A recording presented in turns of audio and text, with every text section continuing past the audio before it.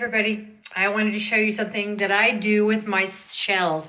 I have a shell collection that I've been collecting for years and many years. So I want to show you some things that I've done with it and how you do it. First of all, this right here is a little shelf I have of some of my shells that I've collected, along with my sand collection from places I've been to. And I have jars of them. And this here, I took a little candle holder and I glued it.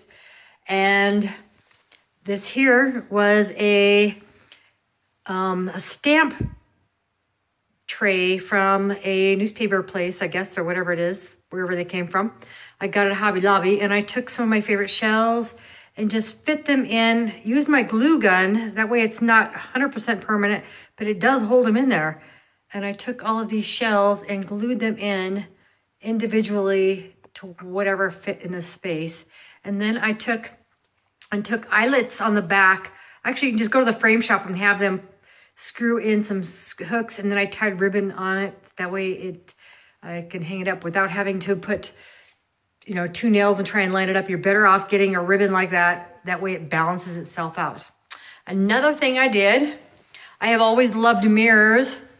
I went and found a mirror at a not a hobby store, a thrift market or something. And I wanted a round one, but all I could find at the time was a square one like this.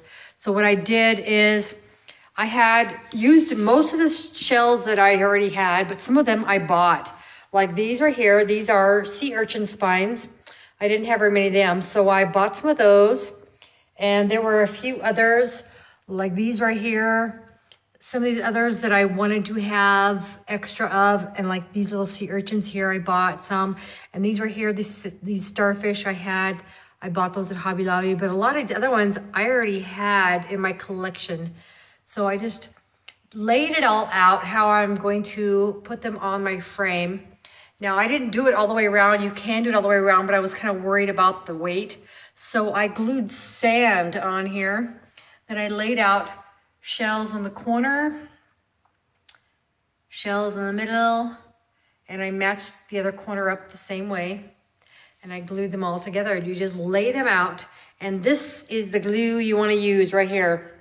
This is from Hobby Lobby. You find it in the aisle where the car models and airplanes and stuff are. They have model paint and this glue. Now they have 3 different types. There is a yellow tube and a pink lid, green lid, and a yellow lid. The green one is my favorite because it's the thickness. That's the difference between them, is the thickness. This one is pretty liquid, but still a little tiny bit thick, so it doesn't flow super fast and run if you don't get a lot of it. The less you use, usually the better. And it dries super fast and holds super strong.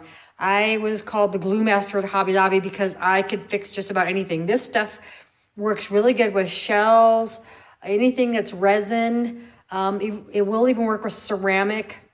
It can work with some glass, but glass you probably want to use an epoxy resin, the 2-part that you mix together. But for doing shells on a mirror like this worked perfect. These shells are not going anywhere. When I touched them up, I glued them to the frame, and then I went back and touched them up at places like behind it and stuff where it's going to drip a little bit in there just to reinforce it, because I didn't want any of these coming off. And I moved last year to take care of my parents, and I came back. This thing was stored in their barn, wrapped in plastic, and not a single shell came off. So hope you try some things like this, you guys. I know you've seen these before, and these are not cheap. You see them online, they're hundreds of dollars. So I just wanted to inspire you to try something and some ideas to do with your shells. So thanks for watching. Bye. There's that cat again.